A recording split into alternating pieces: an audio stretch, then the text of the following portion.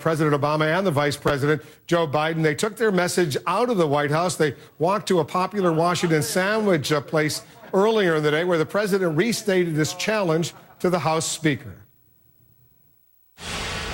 Before I order, I just want to say that part of the reason we're here is we're starving, and the food here is great. The other part of it, though, is that right now, this establishment is providing a 10% discount to all federal workers who are on furlough. And plus a cook. This shutdown could be over today. We know there are the votes for it in the House of Representatives. And as I said yesterday, if Speaker Boehner will simply allow that vote to take place, we can end this shutdown. When it comes to negotiations, I've said I am happy to have negotiations with the Republicans and Speaker Boehner on a whole range of issues. But we can't do it with a gun held to the head of the American people. Strong words from the president. Let's talk about it with Republican Congresswoman Michele Bachmann of Minnesota. Congresswoman, thanks very much for joining us. Thank you. All right, so when the president says that, he's willing to negotiate, but not with a gun pointed to his head, to the head of the American people. What do you say?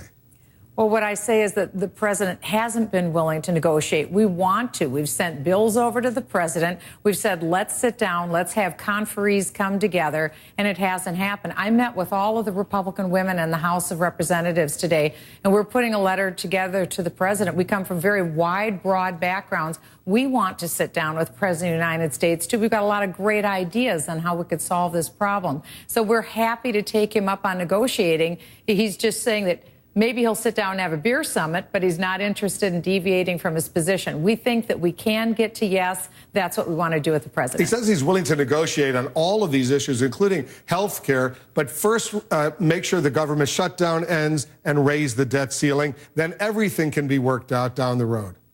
That's what he said. Okay, so let's try it. Let's pull that apart. The president's saying fully fund the government. Don't negotiate on any of the programs, on how much we're spending, and then keep giving him all the money that he wants in order to keep spending. So then what is there left to talk about? Well, he's saying that they're willing to fund the government at what the Republican, the Paul Ryan level of spending, not what the Democrats wanted. That already represents a major concession. Well, there is no major concession because the what's called the sequester levels, the level of spending that we agreed on that's actually saving money for the first time 2 years in a row since the Korean War. This is working for the American people. And he accepts that as part of this temporary continuing resolution. And we say that is great. But the president is saying, I'll negotiate after you give me everything I want. Well, then what is there left to negotiate on? The only thing he's asking for is that there be no government shutdown and the debt ceiling is increased. That's everything. Why is that everything? Isn't that your job? That's everything. To fund the government and to make sure the U.S. does not go into default? Well, our job under Article 1 of the Constitution, we hold the purse, so to speak. We hold the credit card for this country. We're the ones who make the decision in the House of Representatives. The most powerful part of government was meant to be by our founders, the House of Representatives. We're the closest to the people. We're elected every 2 years.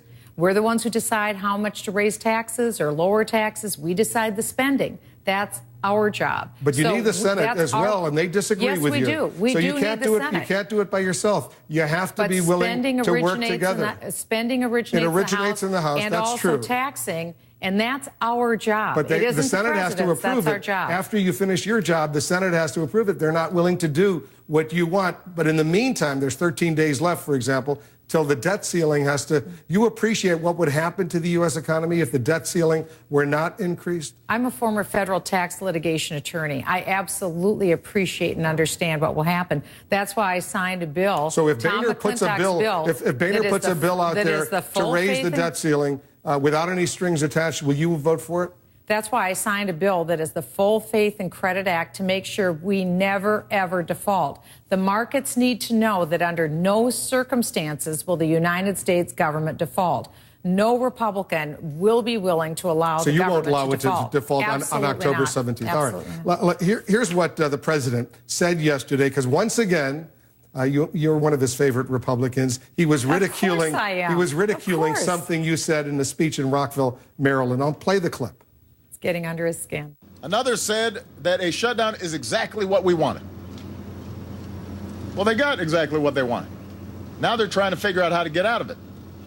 That was Well, amazing. He was quoting you. A lot of times the media gets it wrong. Now the President of the United Well, let me read States to you. is getting wrong. I think this is where he got it. It was a quote in the Washington Post where you were quoted, and I want to give you a chance to tell us if this is accurate. Where you were quoted in the Washington Post as saying, "We're very excited. It's exactly what we wanted and got it."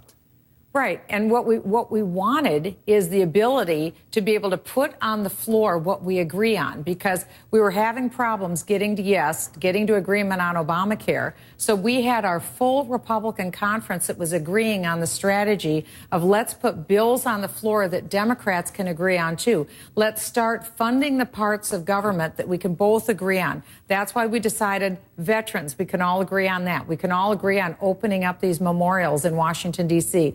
That's what I was saying. This is what we can all get at. This is what we were all very excited about. It was an excellent strategy because it's the ultimate olive branch. In that quote of the Washington Post, you weren't referring to, you didn't want a government shutdown. No, absolutely not. No, the quote was wrong, and the president had misquoted me as well, probably taking it inadvertently from the Washington Post that got it wrong. All right. But the whole point is that let's do what we can do for the American people. There's a lot of things we can agree on. Let's get that done and then work on the part that we don't agree on. Here's from today's editorial in the Wall Street Journal, which is a conservative editorial page. I'll read it to you and I'll get your reaction. Mr. Obama is simply not going to delay or defund his signature legislation. And the political irony is that instead of learning about the glitches and problems of the health law's rollout this week, the public is hearing only about the GOP willingness to punish other Americans to get rid of Obamacare. The Cruz Republicans, Ted Cruz, the senator, the Cruz Republicans have helped Mr. Obama change the subject from his faulty program to their political tactics. You agree with the Wall Street Journal on that point, that this was all a blunder to link Obamacare to keeping the government open? Absolutely not, because all we've seen is a disaster of the rollout of the president's plan. But a lot of people haven't focused on that because the shutdown has bypassed that. All you have to do is go to the Facebook page of the official site for the health care exchange and look at the comments from single moms, from minorities who are saying, I can't afford this health care bill. It took me 3 days, maybe 60 hours worth of trying to finally get on. When I got on, I found out that I'm making $8.55 an hour. I can't afford this insurance. My insurance was cheaper before I got to Obamacare. That's not Michele Bachmann.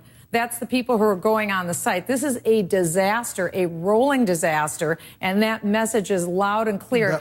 Particularly, it was loud and clear maybe on the first day. The second day, third day, fourth day, it's sort of quieting down right now. Not at all, because the disaster continues to roll. As a matter of fact, now we know that something like over 2,000 people's Social Security numbers have been breached. That happened in Minnesota before. We had over 1,000 Social Security numbers that were breached.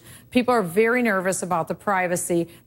People are very, very unsure about what's happening. When you say that Social Security numbers, I haven't heard anything about that. Well, there was an inadvertent disclosure of people's Social Security numbers through the exchanges. In Minnesota, it was a state employee who was working on our Obamacare health insurance exchange. They hit a button and sent it out publicly. The information wasn't secured or encrypted, and well over, I think it was over 1,600 Social Security numbers were dispersed. There's another report of another over 2,000 that were also dispersed as well. Privacy is a big issue for Americans. It'd be for you, it would be for me. No one wants their Social Security number disclosed. That's what people are worried about. Plus, one of the health sites on the Health and Human Services has gotten hacked into. So these are the kind of things that are continuing to happen. It's a disaster rollout, and we're going to keep hearing more about it. And we're going to keep talking about it. I look forward to it. Michele Bachmann, the Republican Congresswoman from Minnesota, thanks for coming back. Thank you. Up next, the new Democratic attack ad against the House Speaker John Boehner. It portrays him as a crybaby. Will it change anything? Also, he was the White House chief of staff during the last 2 government shutdowns. I'll ask Leon Panetta what advice he has about this current crisis. Plus, new information we're getting into the Situation Room about the young mother who led police on that car chase to the Capitol, ending with her being shot to death. with her daughter in the back seat. Investigators have some important new clues. We'll share them with you.